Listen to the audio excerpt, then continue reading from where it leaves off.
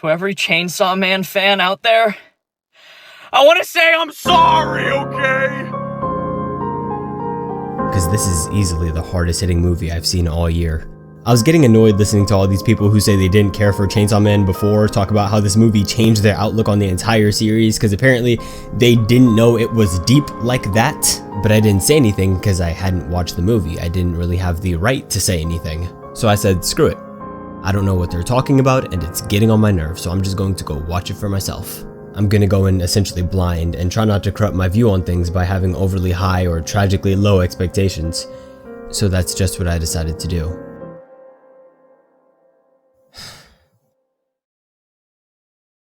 And I'm sorry, okay? I didn't know it was deep like that. There was a part with the... And then the other one with the... you know! Dog, this movie legit had me staring at my ceiling 12 a.m., bro. I was freaking damaged. The slow parts, the fast parts, the parts with music, the parts without music, the parts with animation, the parts without it. How? How does everything seem to mesh so effortlessly? I'm lost.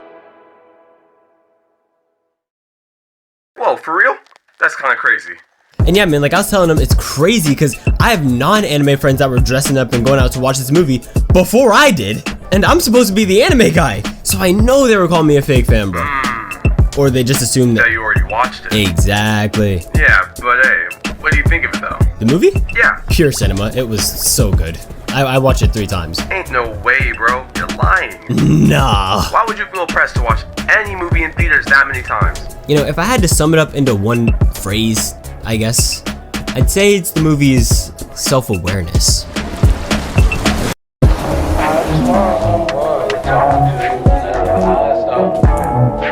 Assuming you've seen the movie by now, do you remember around the beginning when Makima and Denji were going on that movie marathon date? I thought they were pretty cool scenes already, but when I thought about them in the context of this being a movie itself, it just made them 10 times cooler.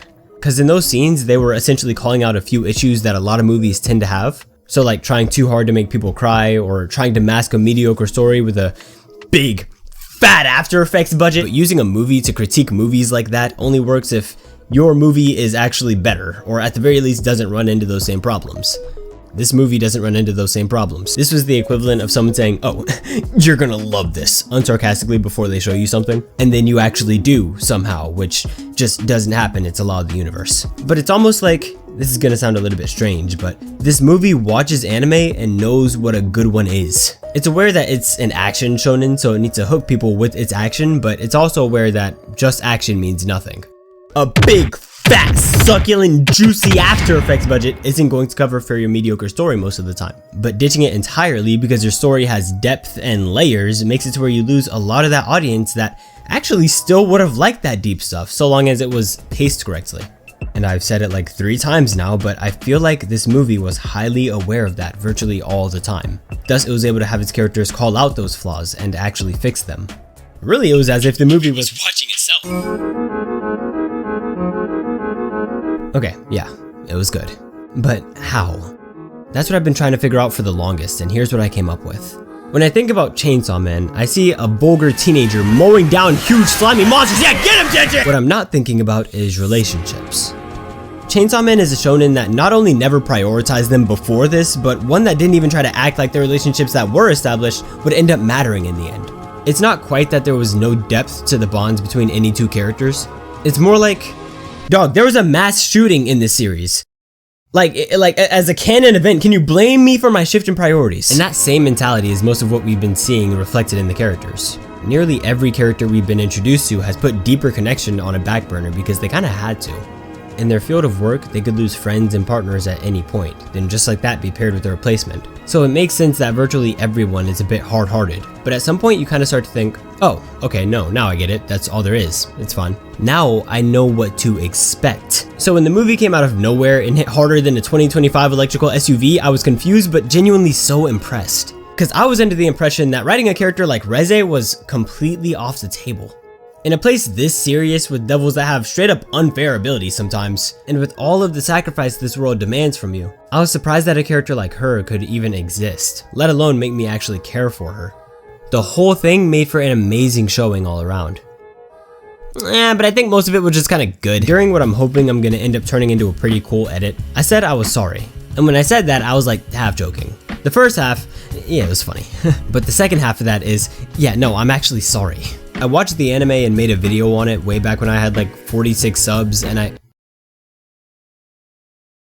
Wait, where'd all you guys come from? I made a pretty bad video on it, talking about pretty surface level things, all to say Chainsaw Man is G-U-D good. Oh god, forgive him. I'm just bringing it up now to tell those like 260 people that like 99% of that video is completely invalid now. I was still getting my bearings on this whole YouTube thing and I didn't know how to properly describe my feelings at all. If I ever had the chance, I would totally remake that video. So to start, Chainsaw Man definitely isn't good. Quick recap here, Chainsaw Man is an anime where a 16-year-old working to pay off his dead father's debt with the Yakuza dies, fuses with his pet chainsaw dog, comes back to life, and kills talking devils. Are you picking up what I'm putting down? You know, honestly, I'm kind of curious as to who gave me the head to ever think this is going to be normal. Here, so devils are what you get when people's fear of something turns into an actual being. Anything from a gun to a rock, I'm sure could be a devil. And the strength of that devil is dependent upon how much fear it conjures. A truly amazing concept. It leaves the door wide open for characters, abilities, and even throws into question how they could be used. It's also good. Ain't that right past me? Oh! Already, with a system like this in place, it should have been pretty obvious to me that things weren't going to stay all cute and lined up, so maybe I should stop saying dumb things like that hit about as hard as that one anime I can't remember the name of, before realizing the potential of one! Because doing that puts me in a very awkward situation in the future. It puts me into a position like the one we're in now. No, I don't think Chainsaw Man is bad, I never did! But the way that I explained things really made it sound like I did. So when the movie came out, I already knew I was going to watch it because I liked the series, I thought to myself before watching my own Chainsaw Man video in utter confusion. I might be a liar. So I watched the first season all over again, and then decided to watch the movie. And after that movie, no, I don't think Chainsaw Man is good. No joke, I think it's astonishing. And I didn't even have the complete package by the time I was thinking that.